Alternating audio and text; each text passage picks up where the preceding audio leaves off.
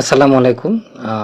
বাংলাদেশের দলীয়করণ বা প্রশাসনকে নিজের দলীয়করণ করার যে সংস্কৃতি, সেটা অব্যাহত রয়েছে এবং সেটা অব্যাহত থাকবে। এটা নিয়ে আসলে যারা কথাবার্তা বলছেন, তার মধ্যে আমি একটা দেখলাম যে পালস অফ পলিটিক্সের সঞ্চালক শারমিন চৌধুরী উনি বলছেন, পুলিশ, প্রশাসন, সেনাবাহিনী, ব্যাংক থেকে শুরু করে দুদক সবখানে রদবদল হয়েছে।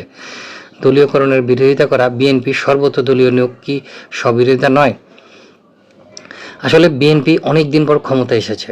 ক্ষমতায় আসার পর সে যদি যেসব প্রশাসনের যেসব পদগুলো তা বাংলাদেশের প্রশাসনকে চালিয়ে থাকে বা প্রশাসনকে নিয়ন্ত্রণ করে থাকে, সেই পদগুলো যদি বিএনপি যদি এই মুহূর্তে তার নিজস্ব দল এবং মতের লোকদেরকে যদি নিয়োগ না দেয়, যদি জামাতি মত, আওয়ামী মত বা অন্য কোনো মত বা তার চেয়ে ভিন্ন মত ব্যক্তিদেরকে যদি তারা যদি সেখানে নিয়োগ দিয়ে রাখে, তার পক্ষে কি এই দেশের প্রশাসন কন্ট্রোল করা বা প্রশাসন নিয়ন্ত্রণ নেওয়া সম্ভব? বাংলাদেশের প্রশাসন কি সেই মাপের যে যে প্রশাসন সঠিকভাবে চলে?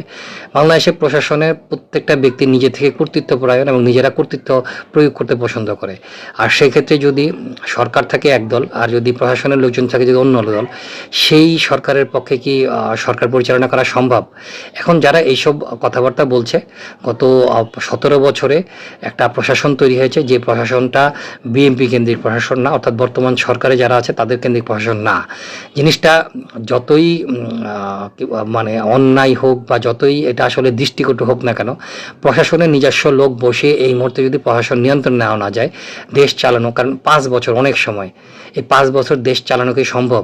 যেসব ব্যক্তিরা এইসব নীতিবাক্য কথাবার্তা বলছেন, তারাও কোনো না কোনো সময় কোনো প্রশাসনের সরকারের পক্ষপাতিত্ব অনুসরণ করে বা পক্ষ পেয়ে তারা নিজেদের অবস্থান শক্তিশালী করেছেন, এটা বলার অপেক্ষা রাখে না।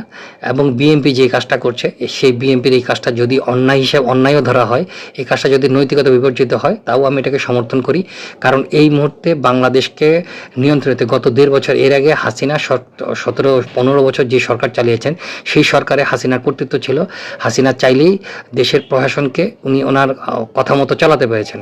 কিন্তু গত 1.5 বছরে ইউনূস নামক একটা দস্যু বদমাশ জামাত সরকারের অধীনে বাংলাদেশটা একটা ধ্বংস হয়ে গেছে। বাংলাদেশের কোনো প্রশাসন নেই, আইনশৃঙ্খলা বাহিনী নেই, কোনো কিছু নেই। এটা নিয়ন্ত্রণ করতে হলে একমাত্র সম্ভব নিজের লোকদেরকে, মতের লোকদেরকে ওই জায়গায় বসিয়ে তার মতো করে পরিচালনা করা। বিএনপি যে কাজটা করছে এই মুহূর্তে, সেটাকে আমি সমর্থন করি। কে কী বললো না বললো তাতে কিচ্ছু যায় আসে না। ধন্যবাদ।